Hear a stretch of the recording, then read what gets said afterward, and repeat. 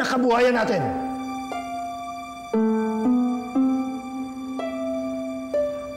Hindi ako matatahimik pa. Hindi ko nakikita ang pumatay kay Diana. Charles! Nakalimutan mo na ginawa mo! Kumuha ka ng pera! Lumayas ka! Ginastos mo! Matigas ang ulo mo. Pinakasalan mo pa yung Diana na yan. Hindi natin kalahi! Salot! Salot yung babae na yan. Sigurado ka bang okay ka? Gusto mo ba dalhin ka namin sa ospital, ha? Hindi nyo na ako kailangan dali sa ospital. Eh, galos lang yan. Konting alcohol lang yan, tsaka banid, okay na yan. Alam mo, ikaw na, tumigil-tigil ka na nga dyan. Nasaktan na nga to si Andrew, epal ka pa rin. Samahan mo na lang kami, halika na dito. Samahan mo kami sa ospital. Tara, tara, tara. Pero ikaw magbabayad, ha? Kasi wala kami. Hindi na kailangan.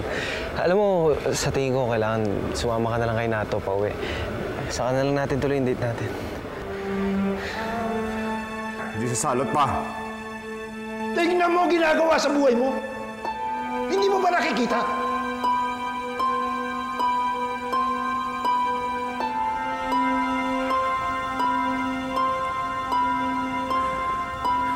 Hindi ko siya iniwan nun. Hindi ako nakinig sa iyo. Hindi ko hinayaan na lasunin yung isip ko tungkol kay Diana.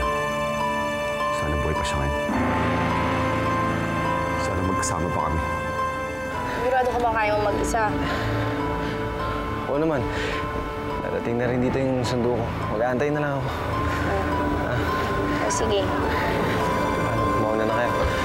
Sige. Ingat ka, Andrew. Ingat ka rin. Tara na. Ang dami niyo pang Sige. nalalaman. Sige. Ingat kayo. Sige. Ingat ka. Ingat din kayo. Tigilan mo yung kalokohan mo na yan.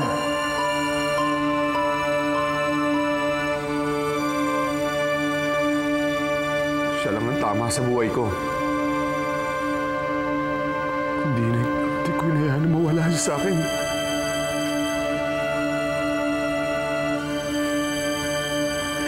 Alam mo pa,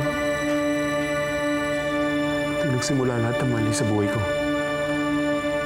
Hindi hinayaan ko mawala siya.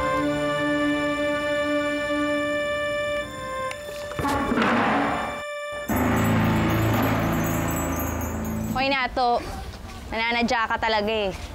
Maming ka na, nananadya ka talaga. Oo, teka lang. Ano namang kinalaman ko sa pagkakalaglag ng lampa na yun? Tinulak ko ba siya? Hindi mo nga tinulak. Hindi ka man lang nagpresenta na ikaw yung sumabit. Alam mo namang hindi sanay yung tao. Oh. Eh, kesa naman sa ako yung sumabit tapos pinaupo ko siya. Ano yung pinapakita ko sa kanya ng, Tol, mas macho ako sa'yo. Alam mo, nakakalala yun. Nananadya ka? Nung nahulog nga, grabe ka makatawi, oh. Nakakatawa naman talaga. Kahit nga yung mga nandun sa jeep, tawan ng malakas. Mas malakas pa nga sa akin. Hoy, ikaw pinakamalakas tumawa. Rinig na rinig ko. Oo. Kaya, masayahin akong tao. Kasalanan ko ba kung babaklain yung babading-bading yung shota mo? Hindi ko shota yun, ah. Pero babading-bading pa rin. Siya ba din? O, kita mo, pinagtatanggol mo. Kasi gusto mo maging shota. Alam mo, ikaw isusumbong kita kay Bekbek. Tapos, titingnan natin kung sino yung kakampihan ni Bekbek. Kasi baka kalokohan mo, hindi na uubra yan eh. Oo! Baka gusto mo malaman, pinlansa ni Bekbek yung polo ko. Ha? Kosa ko yun! Kosa ko yun! Bekbek! Kosa! Bekbek! Alin Kosa ka dyan. Gali mo. Bekbek! Ingay ninyo eh! Tulog ang tao, pira. Ulo ko. Ano ba? Nahin si Bekbek po. Wala na. Wala na. Bekbek! Bekbek! Bek! Bek! Wala dyan si Bekbek. Bek! Ano ba si Bekbek? Andyan? Wala eh. Ay, saan nyo dinala si Bekbek? Hiningi ko doon kay Remy para magtrabaho sa pabrika. Ano? Ay! Hindi makita ako kay Bekbek, ay. Ano kayo na kay Bekbek? Aliw, ginawa ninyo eh. Ha? Anong pakialam? Child trafficking ho yan! Illegal yan! Wala akong pakialam sa batang yun dahil hindi ko siya kaano-ano. Tapos sinasabi mong child trafficking. Eh di, hindi ko ibang negosyo yun. Yun, pahuli mo sila. Bakit ako? Ano? Ay, alam niyo bang bata pa si Bekbek para magtrabaho, Nay? Ikaw naman talaga ang pamimigay ko kay Remy. Kaso, ang tagal-tagal mo eh. Kita na, antay. Kung ikaw pumatay kay Diana. Charles, nagkamali ka. Wala akong kasalanan. Wala akong ginagawang masama. Basta mapatunayan kung ikaw pumatay kay Diana, pagbabayaran mo ito. Charles! Charles! Maniwala ka sa akin, Charles! Wala akong kasalanan, Charles! Ayaw ka tayo pagtapo yan. Pero sana pagbalik ko sa bahay ko, wala ka na.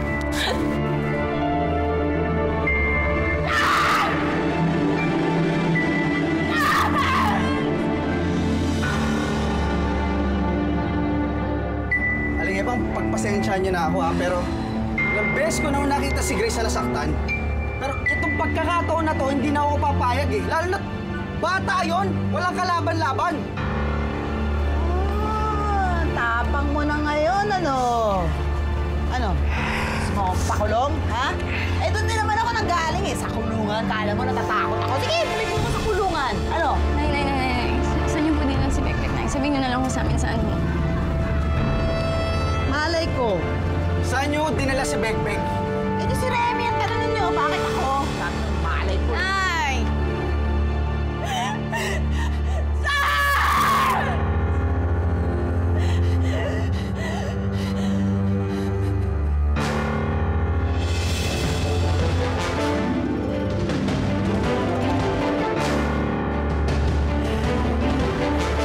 Bekbek! Bekbek! Ilabas niyo si Bekbek! Bekbek! Bekbek! Bekbek! Hoy! Ano yan? Kagabi na bubulabog pa kayong dalaw dyan, ha? Nasaan si Bekbek? Sino bang Bekbek sinasabi niyo? Yung bata kong kinuha niyo kay Aling Epang, ibalik niyo na ho! Ah! Yun ba? Hindi na niyo pwede bawiin yun eh. Pinasok ko sa trabaho. Bawal ho yung ginagawa ninyo. Pwede ho namin kayo isumbong sa mga pulis. Ano? Natakot mo ako? Sige, subukan mong sumbong sa pulis. Kahit anino lang ng pulis ang makita ko dito, eh sisiguraduhin kung hindi niyo makita ang buhay Bekbek na yon. Ka! Nato. Hindi mo ba pwedeng pag-usapan natin to? Paano ba namin pwedeng bawiin si Bekbek? Ah, may paraan dyan. Binigyan ko ang nanay mo ng 6,000 piso. Ngayon, kung gusto mong tubusin at makuha sa akin yung Bekbek na yan, eh di bayaran mo ako ng 18,000 pesos. O ano? Natulala kayong dalawa. Kasi wala kayong mababayad sa akin, di ba? Okay, buwisit. Ipising kayo, wala naman pala kayong mga kwarta. Buwisit! O ba't hawak mo yan? Nato, isang lako na lang kaya to. Baka mamaya umabot pa to ng 18,000, di ba? Huwag mo sasanlayan. Hindi natin babayaran si Bekbek. Illegal yung ginawa nila, di ba? Mga pulis ang bahala sa kanila. Dapat nga isumbong natin sa mga pulis yung mga yun eh. Nato, baka naman mapahamak si Bekbek. Kaya nga tayo magsusumbong sa mga pulis. Sila na bahala sa kanila. Lumaki tayo sa lugar nato na hindi mahalaga buhay. Tingin ba panghihinayangan nila yung buhay ni Bekbek kung malagay sila sa alanganin? Hindi tayo magbabayad. Para na rin natin kinonsinti yung mga illegal na ginagawa nila eh. Nato, minsan kailangan mong baliin yung prinsipyo mo para sa taong mahal mo. Huwag mo isanlayan. Ako gagawa ng parang para matubos si Bekbek. Kahit gawin ko araw ang gabi nato, gagawin ko lahat matubos ko lang si Bekbek. Charles! Kasakit, Charles! Charles, wala akong kasalanan, Charles! Charles, asa mo? Makinig ka sa akin! Charles, kung may kasalanan, yun ay minahal kita. Yun ang kasalanan ko, pero hindi ko pinatay si Diana. Charles! Umalis ka.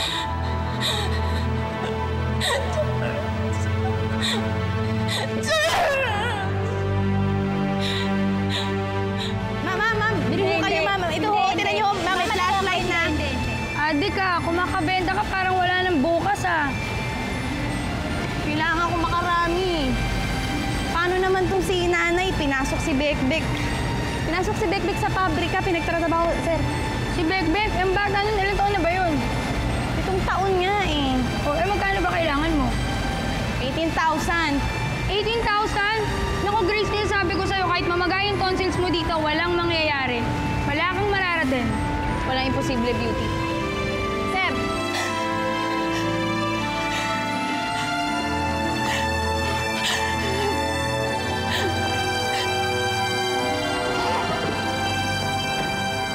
Anong drama to? Bukasan mo ang mga mata mo. Talasan mo ang pagdinig mo. At sabihin mo sa akin kung ano mga nangyayari dito.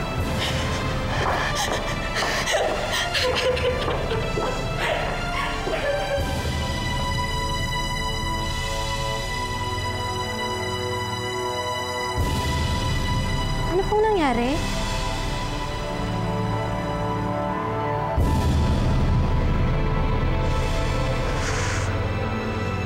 Bakit di ka na lang magpatulong kay Andrew? Wala lang naman yung halaga na yun sa kanya eh. Utang na nga, pangungutang ko pa, ganun, utang ng utang lang. Oh, please naman. Ibaba mo na yung pride mo at magpatulong ka doon sa tao.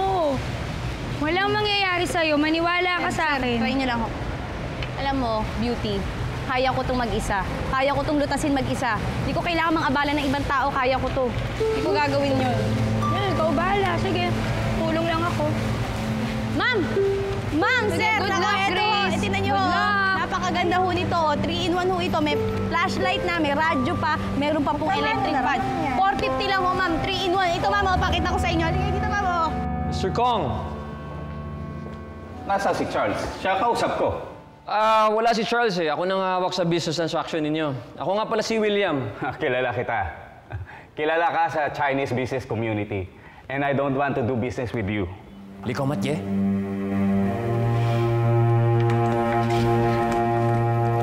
Sabi mo kapo ka darating.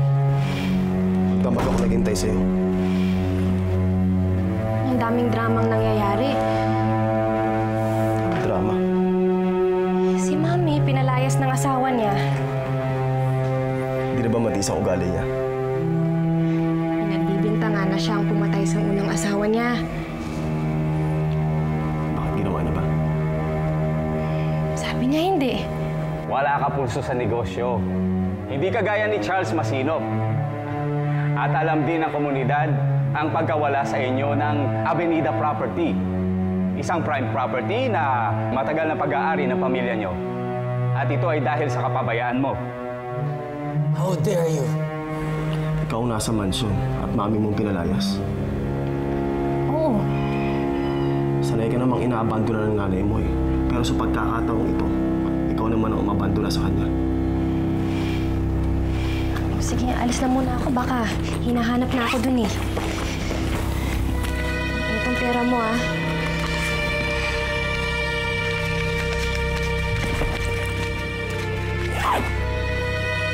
Ang liit naman. Di ba ikaw ang heredera sa pamilyang yun? Teka mo naman to. Kung inaakala mo na hindi ako marunong mag-research ay nagkakamali ka. Malaking pera ang sinusugal ko. At hindi ko basta-basta pababayaan na mapaso ito. I'm sorry, Mr. Wong. I do not want to push through with the business deal kung hindi si Charles ang kausap ko.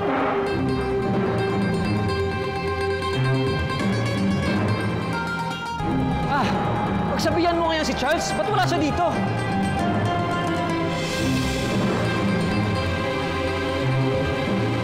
You are fired! Bakit ako ang sinisisante mo? Eh, yung paborito mong anak ang wala dito. Kahiya-hiya ka. Sa negosyo ko, kahiya-hiya ka sa pamilya ko.